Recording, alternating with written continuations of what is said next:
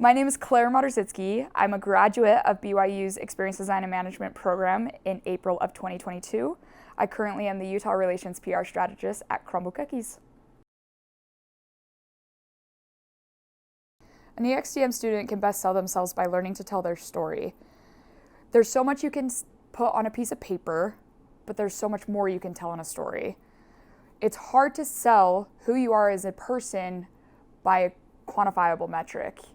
But selling yourself to a company through storytelling is memorable, is personable, and it's impactful in a way that you walk out of the room, and even if they never look at your resume again, they'll remember the stories that you tell them because it'll stick with them, whereas a piece of paper, as soon as it's on a shelf, it's on a shelf. Soft skills, I think, more so nowadays, are just as crucial as hard skills.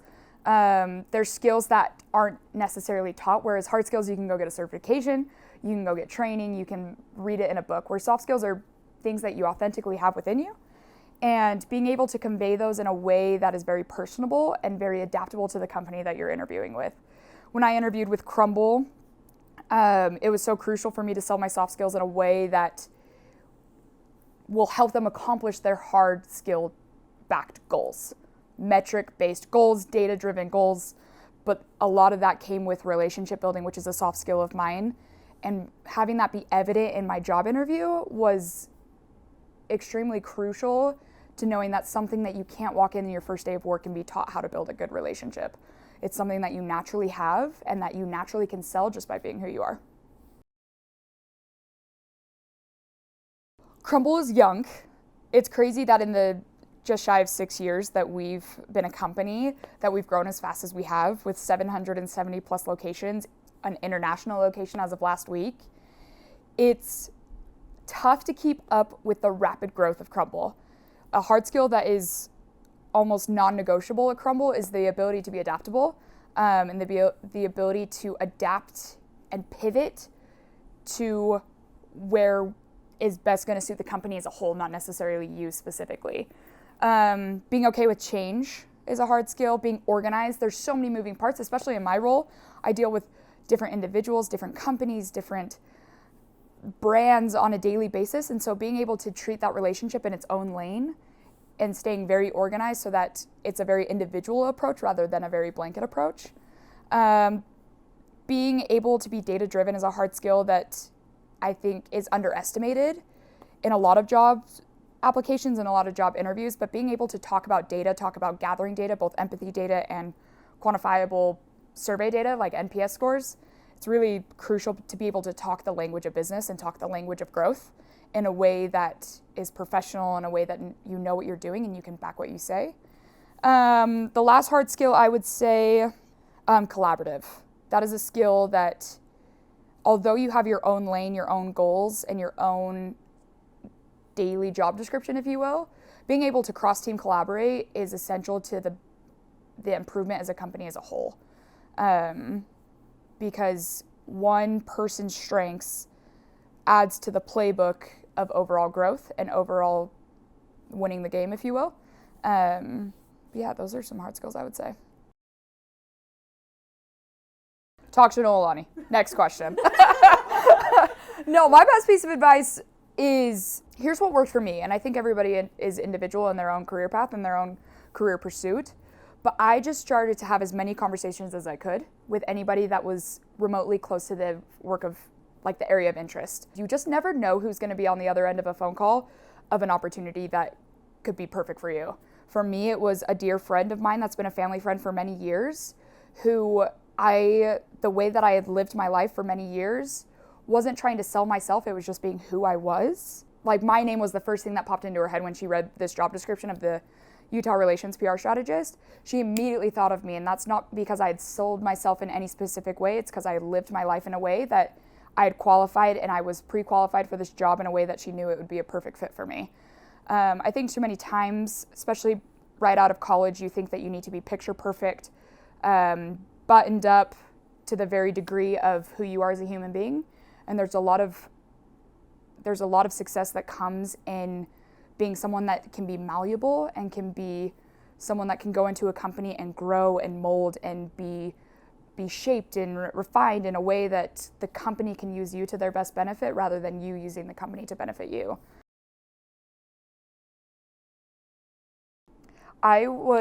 It is crucial to do research on the company you're interviewing for. You can very much tell the difference between a candidate that looked up and learned about the company prior to the interview and one who didn't. Being able to talk about the company's mission, vision, and values, and what the company believes in, what the company backs, what the company is about, just adds to the story that you're trying to tell.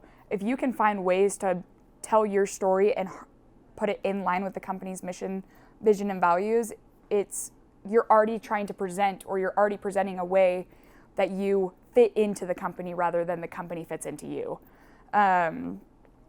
Being able to speak word for word about the company's mission just shows that you're not doing this to chase after a dollar amount, you're not doing this to chase after a certain field, but you're doing this because you care, you're invested in the company, so you're likewise inviting them to invest in you. For a resume, being able to take the bullet points, if you will, on a resume and be able to speak to them, each bullet point in specific. There's this thing called a PAR story, which is problem, action, result, and that's essentially what is usually shown on a resume. It is, what is the problem, what is the action, what was the action you took? That's usually the bullet point. And then what is the result? It always is great to have numbers behind it. Numbers give you credibility, although they're not everything, they do give you credibility to the problems that you solved. But being able to take your resume and put it into a PAR story, if you can't take your resume bullet points and put it into a PAR story, I don't know if it belongs on a resume.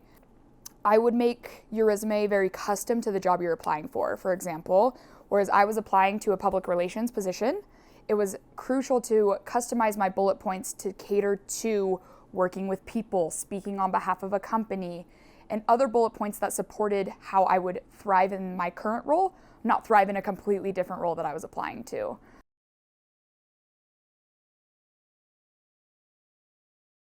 I think a common interview mistake is reaching for something that you're not and trying to pretend to be something you're not.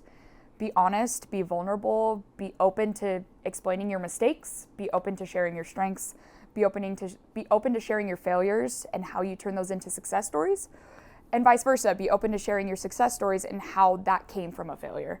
Another common mistake, again, is not knowing a lot about the company, not doing your research beforehand, going in and having your eyes blinded to a dollar amount or a specific employee benefit in the job description.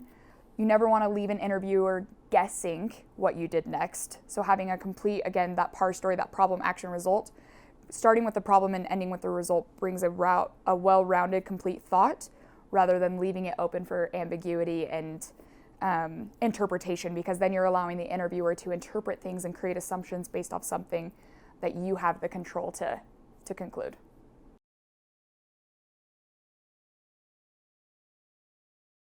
Talk to as many people as you can that are working at the company, have worked for the company, or love the company even. Why do companies have their love group? Why do companies have their fan base? If I wanted to learn about Crumbl's culture, even talking to people that are avid Crumblers, if you will, why do they love Crumbl? What is it about Crumbl that makes them go back each week? What is it that makes them so excited? Being able to learn the culture in all phases, all seasons, if you will. During the success, what is the culture? During the failures and the hardships, during the hard times, the good times, and everything in between. You can see the culture not just for what you see as, if you will, on Instagram or on social media, right? The Instagram versus reality, but you can see the culture when their heads are down in the trenches and the grind, and how Crumbl rallies together and how employees rally together. So being able to have those exploration calls and even being able to ask about that in a job interview.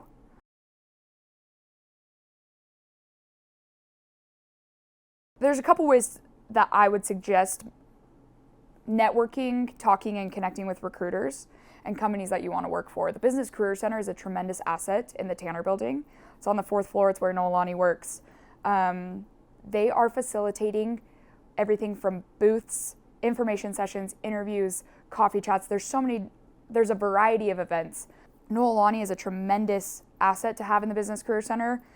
She has a very deep and wide network of people that she knows. The professors in the ExDM program have a massive network of companies and friends that work at companies.